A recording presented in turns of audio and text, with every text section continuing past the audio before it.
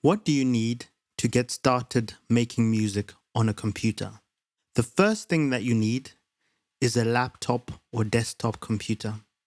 It could be a laptop running Windows, Linux, or MacBook.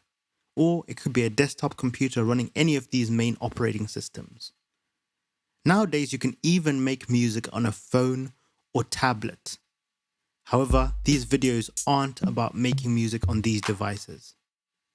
Now, the specifications of a computer, often known as specs, are something you'd need to verify with the software makers, but nowadays they tend to require your operating system to be at 64-bit, which is most new operating systems. Now, the next thing that you need is a software, often known as a digital audio workstation. This is sometimes referred to as a DAW or DAW. When it comes to DAWs, there are many options, and some of them are Ableton Live, Presonus Studio One, FL Studio by ImageLine, Cubase by Steinberg, Logic Pro by Apple, Reason Studio, Bitwig Studio, Pro Tools, Reaper, Renoise, Audacity, which is free and open source, LMMS, which is free and open source, and BandLab, which is free and it's a cloud-based music making platform. There are a plethora of software out there, and the majority of them will get you where you need to be.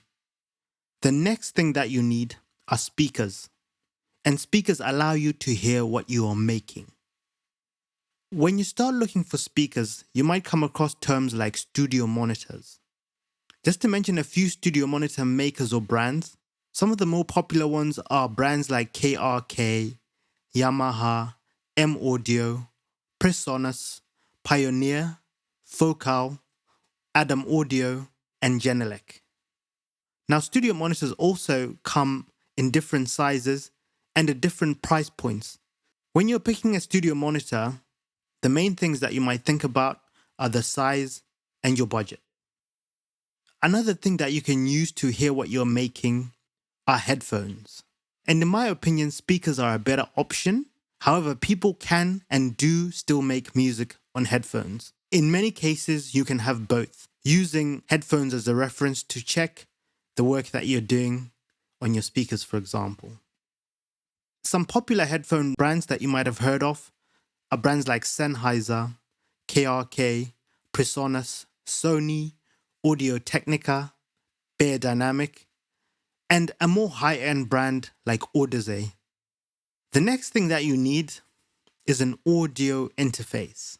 This sometimes looks like these little boxes that you see sitting on people's desks.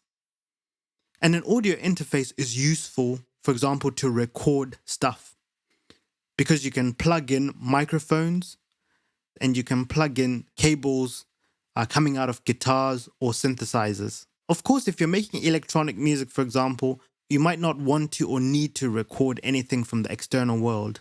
But an audio interface can also allow you to lower your latency.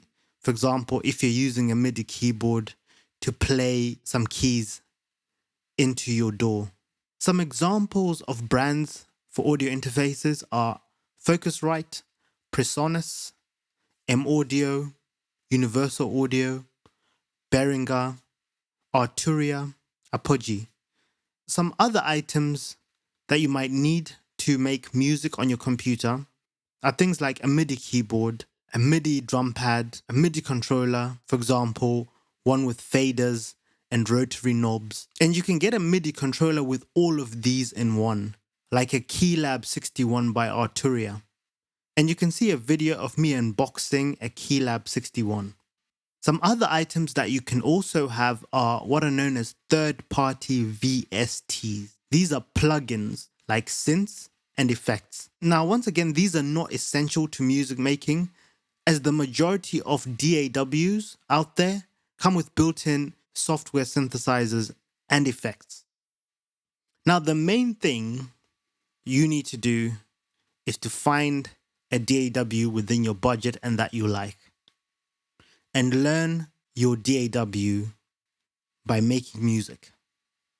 If you go around YouTube, you can find a multitude of DAW walkthroughs that can get you up and running. And I've just started a new series going through the Ableton Live reference manual. And I've also got some videos using Presonus Studio One. This is African Electronic. Peace.